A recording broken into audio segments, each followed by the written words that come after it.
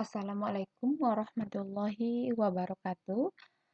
Pada video kali ini saya akan membahas materi pertemuan 3 mata kuliah Sistem Informasi.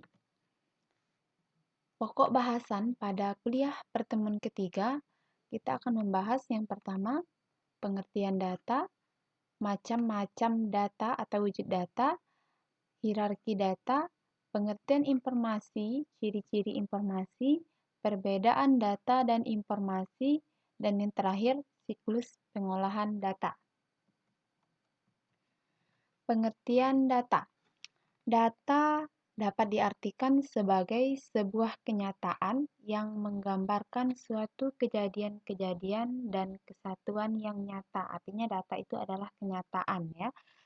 Yang pengertian data yang kedua adalah deskripsi tentang benda, kejadian, aktivitas, dan transaksi yang tidak mempunyai makna atau tidak berpengaruh langsung kepada pengguna. Pengertian data yang ketiga, data itu adalah sesuatu yang belum mempunyai arti bagi penerimanya dan masih memerlukan adanya sesuatu atau adanya suatu pengolahan data. Pengertian data yang keempat merupakan sekumpulan fakta yang diambil dari beberapa kejadian yang memiliki arti penting yang dapat berbentuk sebuah file yang dapat disimpan. Jadi, pengertian data menurut para ahli, ya, salah satunya menurut Lawton, yaitu sekumpulan baris fakta yang mewakili peristiwa yang terjadi pada suatu organisasi atau perusahaan yang sebelum diolah ke dalam suatu format yang dapat dipahami dan digunakan orang. Jadi, dapat disimpulkan secara konseptual, data itu merupakan deskripsi tentang benda, kejadian, atau aktivitas dan transaksi yang tidak mempunyai makna atau tidak berpengaruh langsung kepada pemakai. Wujud data. Data itu bisa berupa teks, ya, bisa berupa citra, audio, video, dan keadaan. Nah, dari kelima wujud data ini dapat digunakan sebagai bahan untuk melihat lingkungan ataupun suatu konsep, ya. Pertama, teks. Teks itu adalah sederetan bisa berbentuk huruf, angka, simbol, ya, simbol-simbol khusus yang kombinasinya tak tergantung masing-masing secara item individual. Contoh teks, misalnya artikel koran, dan lain sebagainya. Yang kedua, citra atau image atau gambar. Data dalam bentuk gambar bisa dari berupa gambar grafik, foto, tanda tangan, dan lain-lain. Kalau audio itu data dalam bentuk suara, bisa instrumen musik, bisa suara binatang, bisa suara manusia, bisa detak jantung, dan lain-lain. Kalau video itu menyatakan data dalam bentuk sejumlah gambar yang bergerak dan bisa saja dilengkapi dengan suara. Ya, video ini digunakan untuk mengabadikan suatu kejadian dan aktivitas. Hierarki data. Nah, yang tertinggi data itu terdiri dari file ya, atau yang disebut dengan berkas. Berkas itu terdiri dari record-record, file itu terdiri dari record-record, dan record itu terdiri dari elemen data. Nah, selanjutnya kita bahas apa itu file. Dari yang terkecil dahulu ya. Pertama, elemen data. Elemen data adalah suatu data terkecil yang tidak dapat dipecah lagi ke unit lain. Istilah lain untuk elemen data adalah field, kolom, item, dan atribut. Contoh elemen data pada data kepegawaian. Elemen itu data yang paling terkecil. Nah, apa aja elemen data dalam data kepegawaian? Ada nama pegawai, alamat, tempat tinggal, dan atribut yang lain. Misalnya NIP. Nah, tempat induk pegawai. Jadi, Elemen data itu adalah data yang paling terkecil yang tidak bisa dipecah. Maksudnya apa? Nama pegawai yang nggak bisa dipecah lagi. NIP ya tetap NIP, tidak bisa dipecah lagi. Yang kedua, record. Record itu adalah gabungan sejumlah elemen data yang saling terkait. Istilah lain dalam record adalah atau rekaman adalah baris. Contoh. Nah, contoh misalnya nama, alamat, kota, tempat tanggal lahir sama dapat dihimpun dalam sebuah record, dalam satu record atau dalam satu baris. Yang kedua, berkas. Berkas adalah himpunan seluruh rekaman yang bertipe sama membentuk sebuah berkas. Jadi, file atau berkas itu, ini file tadi ya.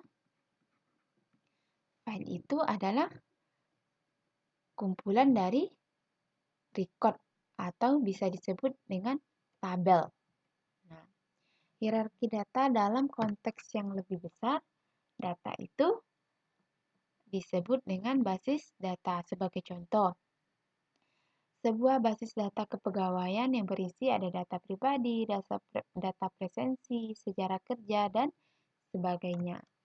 Jadi, untuk perbedaannya tadi, misalnya ini ada data yang pertama, data kepegawaian. Data kepegawaian, ini ada tabel ya, misal.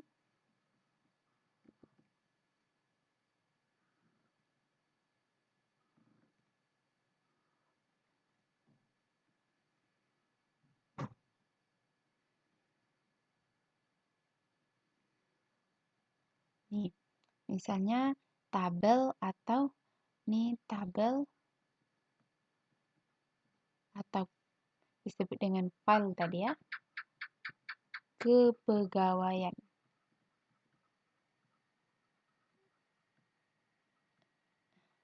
Ya, nampak perbedaan. Misalnya di sini ada NIP, ada nama, ada alamat, ada NIP, ada alamat, ada nomor HP misal. Nah, jadi misalnya yang pertama yang disebut hierarki data terkecil tadi adalah elemen. Elemen itu apa? Elemen itu ini.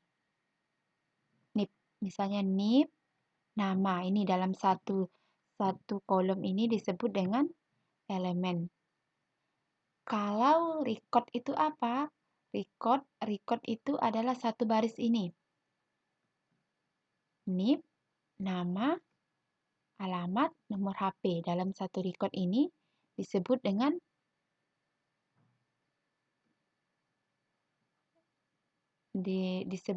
dalam satu baris ini disebut dengan record.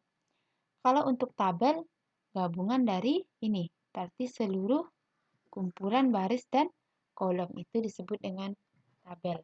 Jadi nampak perbedaan antara elemen, record, dan file atau tabel. Selanjutnya kita bahas tentang pengertian informasi. Jadi informasi itu apa? Kumpulan data yang sudah melalui proses pengolahan sehingga dapat menjadi sesuatu yang bermanfaat bagi penerima dan digunakan dalam pengambilan keputusan. Jadi informasi tadi merupakan sesuatu bentuk yang belum berarti, data tadi merupakan suatu bentuk yang belum berarti kalau informasi sudah menjadi berarti.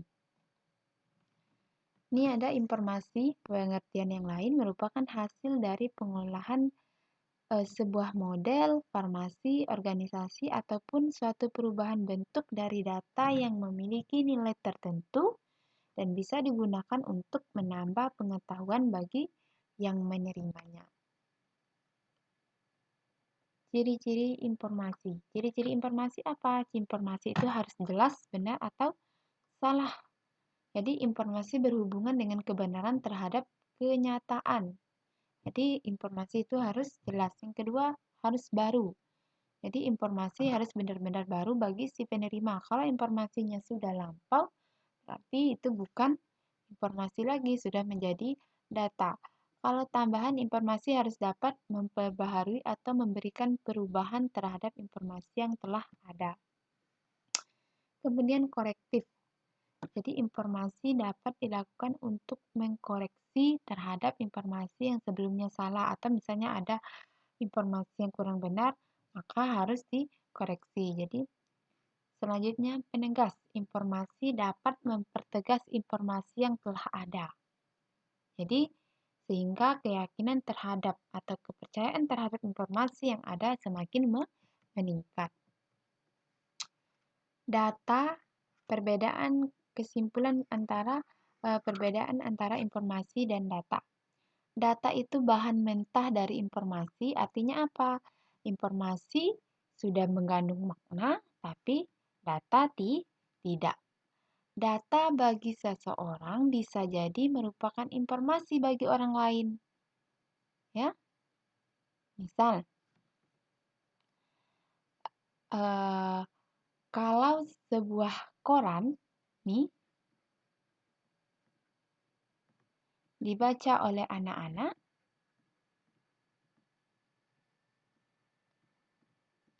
ini hanya mereka tidak mengerti, berarti koran itu hanya sebagai data bagi mereka. Tapi jika koran dibaca oleh orang dewasa dan dia tahu apa isi dari koran tersebut sehingga ada manfaatnya, ada mempunyai makna bagi mereka, maka itu menjadi informasi. Jadi,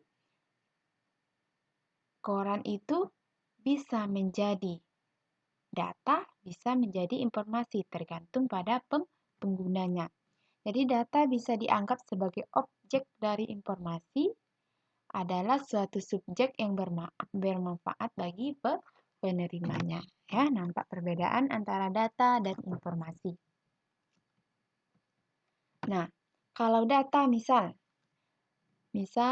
ini ada data, ini angka 170, 120 juta, 250 juta. Ini kita nggak tahu maksudnya apa.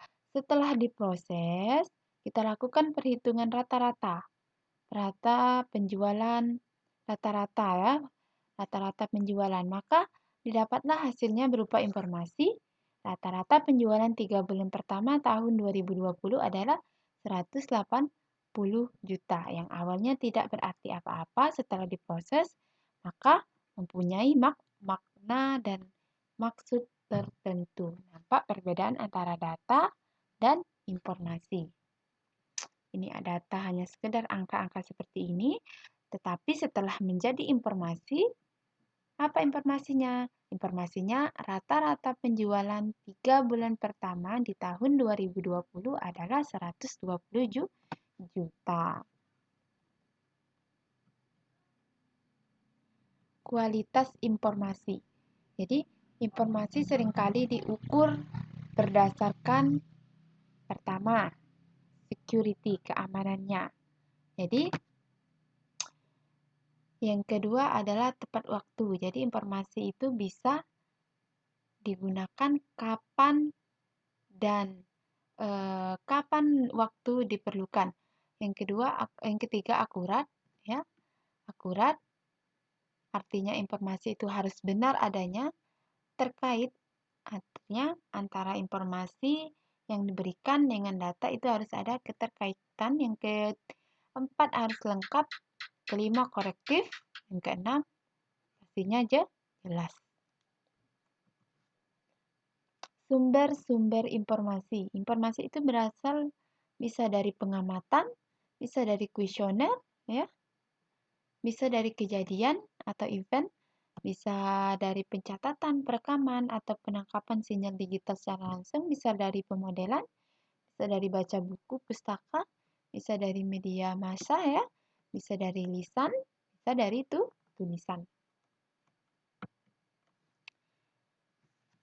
Siklus pengolahan data. Siklus pengolahan data yang dikembangkan menjadi beberapa tahapan. Yang pertama tahapan originasi, ada input, ada proses, ada output, ada distribusi, dan storage. Jadi, origination ini merupakan tahap yang berhubungan dengan proses pengumpulan data. Biasanya proses pencatatan dokumen ke dokumen dasar.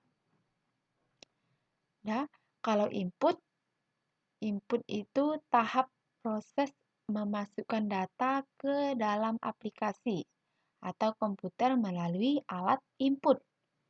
Kemudian, proses itu adalah proses pengolahan dari data yang dimasukkan ke alat pemroses yang dapat berupa proses menghitung, membandingkan, mengklasifikasi, mengurutkan, mengendalikan, atau mencari yang telah disimpan. Yang keempat, output. Output merupakan hasil dari pengolahan data yang berupa informasi. Nah, yang kelima, distribusi. Tahap ini merupakan proses pendistribusian dari output ke pihak yang berhak menerima informasi atau ke pihak yang membutuhkan informasi. Yang keenam, storage. Storage ini merupakan proses perekaman atau penyimpanan. Ya, penyimpanan luar hasil dari pengolahan data. Sehingga data yang disimpan di storage ini atau hasil pengolahan data yang disimpan di alat penyimpanan ini dapat digunakan sebagai bahan input untuk proses selanjutnya, ya. Nah, dapat dilihat yang pertama ini tahap pengumpulan data untuk diinput, pengumpulan data untuk diinputkan, ya. Nah, ini tahap pengumpulan data untuk dimasukkan atau ke alat input, ya. Kemudian diproses. Nah, pada saat proses ini data telah disimpan sebelum ditampilkan outputnya. Kemudian setelah nampil outputnya, data didistribusikan. Nah, data yang disimpan ini bisa jadi menjadi input untuk proses selanjutnya.